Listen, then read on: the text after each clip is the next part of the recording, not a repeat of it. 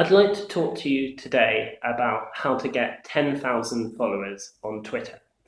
Now, it might be a different number that you're aiming for. It could be a much larger number than that or a much smaller number, but hopefully the 5 tips I'm going to give you are going to be relevant. I passed 10,000 followers a little while ago, and I promised in this video to shout out to that 10,000 follower. And it's always nice when you get to a milestone to thank all your followers, but particularly to thank the person who helped you reach that milestone. In my own case, it was a lady called Kathy Kelly. And I'm going to give you Kathy's website and also her Twitter handle. So her website is squarepegsconsulting.com.au. That's squarepegsconsulting.com.au. And her Twitter is one Kathy Kelly. That's one as a numeral, Kathy Kelly. And Kathy is spelled Kathie, and Kelly is spelled Kelly. So please check out Kathy's website and also check out her Twitter. I was very grateful to her for being my 10,000th follower, and as I'm grateful to all my followers, and it's a privilege to have anybody following me, and that's something always very much worth bearing in mind. We're dealing with real people here. So I'll give you the 5 top tips that I've got for you. These are not my only tips. There's loads of other things that you need to do or could do in order to get more followers, but these are 5 top tips I think you'll find useful. Number 1 is to be collaborative. By collaborative, I mean that you need to come across in such a way that you're the sort of person that people want to help you on Twitter because you help other people.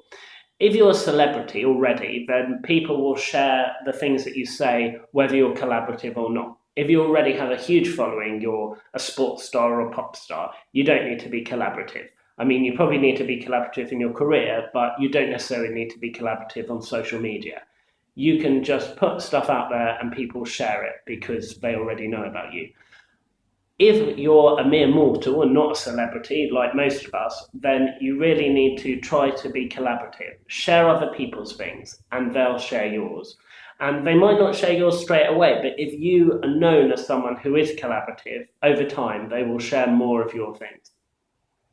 Number 2, you need to follow people. Now, it doesn't mean you need to follow thousands of people. I like to follow a lot of people, but it depends on your particular objectives. I like to find out the views of lots of people. And a lot of people get worried that if you're following so many people, then you won't be able to really keep up to date with what it is they're doing.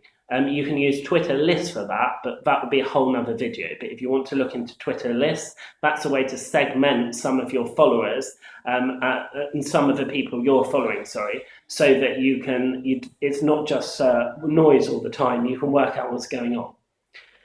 However, you want to follow people because if you follow people, some of them will follow you back.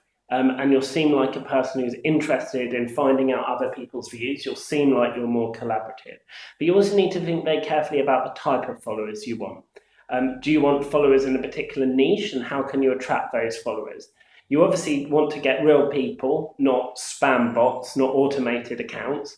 But if you could attract some of the sort of leaders in the space, in your field, in your professional field, or your interest outside of work, that might be a strategy you would like to go for. So then you need to target those people. So try to get followers by following people. Try to get good followers, whatever good means for you.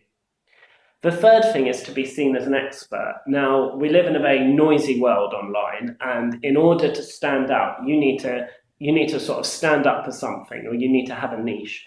So, for example, if you're in the charity sector, and I spent a decent part of my career in the charity sector, you can't just share things about every charity, as nice as that would be.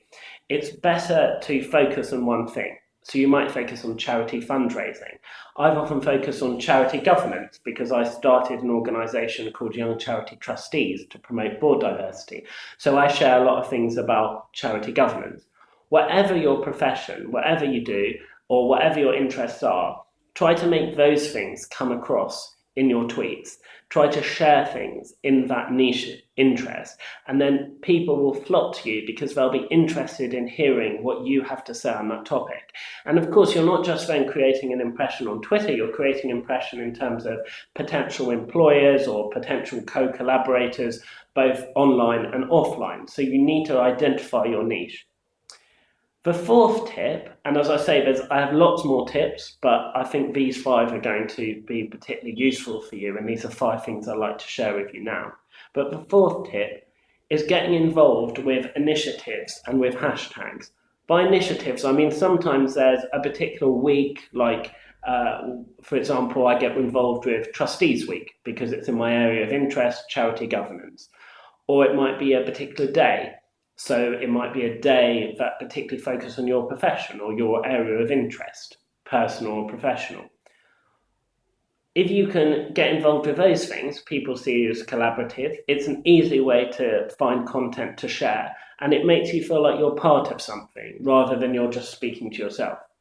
Similarly, if you use hashtags, both on those days and weeks and at other times, you can feel that you're part of the conversation.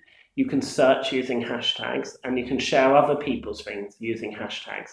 But if you use hashtags, it's another way in which you can be involved in a conversation, and hopefully people will be more interested in your tweets. They're also more likely to find your tweets just because people search on Twitter under hashtags, and so they might be able to find your tweets that way. The fifth and final point I'd like to give is that you need to make your Twitter profile as visible as possible to everybody. So, for example, if I ever give a speech, I will mention my Twitter handle if I can. I'll ask for it to be put in my bio that's sent out before I speak. I'll have it projected on the screen behind me while I'm speaking. Or maybe I'll have a link to my website and my Twitter is connected to that. Wherever you have the opportunity, you need to plug your Twitter handle because, as I say, it's such a noisy world out there online that people need to find you by as many methods as possible. If people really want to find you, they will find you online. But the thing is you want people to casually come across you who are the sort of followers you'd like and the sort of leaders in your niche that you'd like to engage. So you need to increase the chances of that happening. So the 5 tips again are to be collaborative, to follow lots of people or as many people as you want to in your strategy, to try to be seen as an expert and to have a niche, to get involved with different weeks, different days and different hashtags, and finally to make your Twitter profile visible as much as possible. If you do these 5 things, you'll go some way to getting to the Twitter follower target that you want to, whatever that is. And not only that, because really what's important on Twitter isn't followers, it's about engagement. Hopefully more followers means more engagement, but not always. If you follow these things, you're likely to have more engagement as well, to enable you to spread your message, to do better work, and to make a difference to the world. I hope you found that useful, and good luck with increasing your Twitter followings and increasing the quality of engagements that you have on Twitter. And thank you very much again to Kathy Kelly. Please do have a look at her website. Thank you.